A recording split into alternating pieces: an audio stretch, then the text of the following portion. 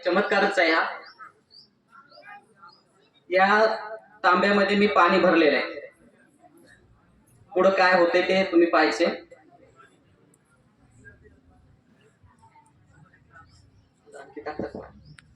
भरायला